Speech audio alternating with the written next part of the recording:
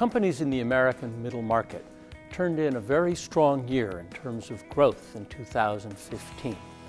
But the signals they're flashing in the fourth quarter of the year suggest caution and a cautious outlook for the year ahead. I'm Tom Stewart, Executive Director of the National Center for the Middle Market at the Ohio State University Fisher College of Business, and I'm here to present the results of our fourth quarter middle market indicator, the MMI. The middle market indicator is a pulse check for those companies with revenues between $10 million and $1 billion a year, 200,000 companies that collectively account for about a third of U.S. GDP and about a third of employment. Though it's a third of GDP in jobs, the middle market gets a lot less attention than that, despite the fact that it is, as we've demonstrated quarter after quarter after quarter, the fastest growing part of the U.S. economy. Filling the knowledge gap about the U.S. middle market is part of what the National Center for the Middle Market is all about. And the middle market indicator is one of the chief ways in which we do it. Every quarter, we survey 1,000 executives from the U.S. middle market, from companies chosen to be representative of the market in terms of geography, revenue, and industry.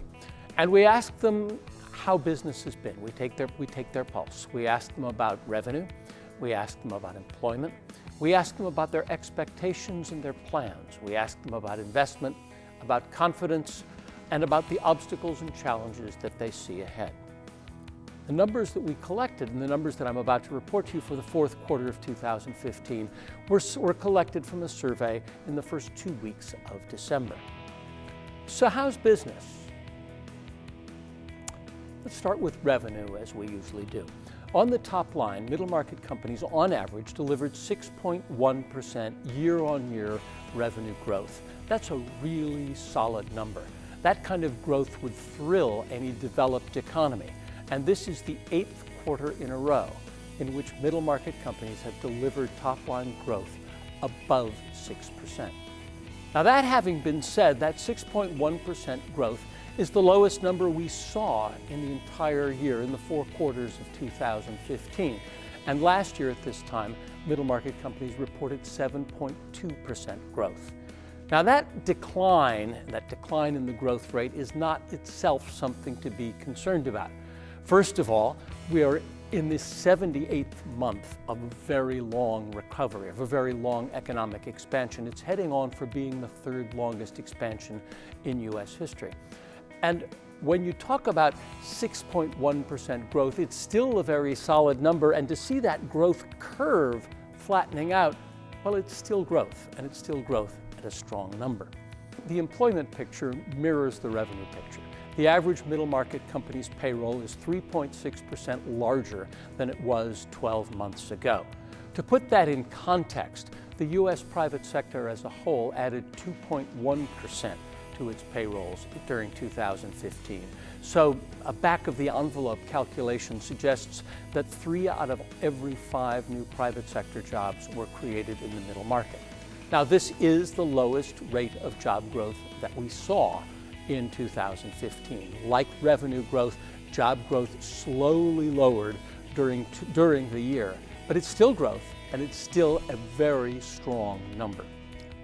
Given this trajectory, good growth, but not growth at the accelerating rate that we saw last year, it's no surprise that executives are being a little more cautious in their outlook. Instead of projecting 6% top-line growth, they're projecting top-line growth 5%, maybe a little under 5% in the months ahead. Instead of projecting 3.5% employment growth, they're projecting employment growth more like 3% in the months ahead. Now, what we're seeing in these projections of growth shows up also in their expectations for investment and other planning.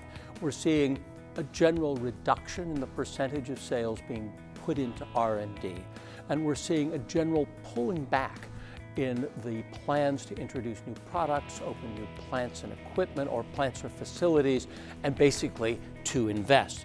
A year ago, 24% said they were likely to open a new plant or facility. This quarter, 17% said that they were likely to do so. And we see similar data when we ask about other investment plans, expansion to new markets, or as I said, the introduction of new products or services. On the flip side, companies tell us that they have reduced the amount of debt they carry. This increases their flexibility, increases their options, and it means their powder is dry for when opportunities appear. It's not hard to see why middle market executives are being cautious. You can look around the world and you can see struggles in China, you can see slow growth or declining growth in Brazil, flat markets in Europe, so you see some global squishiness. The jitters in the US stock market, certainly at the beginning of 2016, have shown up in the minds of executives, whether they're in public companies or in private companies. And though low oil prices are a positive for many middle market companies because it reduces their energy costs, they are often also a signal of weak demand in the economy as a whole. And ironically, some of the pressure and some of the caution that middle market executives are facing is because of problems of, in effect, their own creation. With US unemployment down to 5%, middle market companies, as the most aggressive hirers, are going to be the first to feel the pinch of labor markets in the United States. And indeed, when we asked middle market executives in this quarter about their top challenges, talent and the availability of talent was one of the top 3 challenges they say they face, both short-term and long-term. Though we're hearing cautious signals, let me emphasize that this is not a half-empty glass. Let's go back again to the fact that those growth numbers are very strong, the employment numbers are very strong, and that we continue to see the US middle market leading the US economy, which continues to be the strongest economy of the world. 6.1% growth is not shabby. And if you take a look at those employment numbers, well, if the rest of the economy had added jobs at the same rate that the middle market did, 1.8 more million people would be employed in the United States than are employed today. So as they look into 2016, an election year and a year with a lot of contradictory economic signals, the US middle market emphatically retains its place as the growth engine of the economy, the strongest point of growth and competitiveness in the US economy and therefore in the world, a powerful force driving expansion to continue, and a cohort of companies to which we should pay really close attention. There's more data about the middle market indicator on our website, middlemarketcenter.org. We'll have there not only the data I summarized here, but the entire middle market indicator and all of the raw data, including lots of other stuff for the middle market indicator and going back for the 16 quarters before this middle market indicator. You can also find studies of innovation, digitization, export growth, and other issues relevant to middle market executives. So do check that out at middlemarketcenter.org. For the National Center for the Middle Market, I'm Tom Stewart.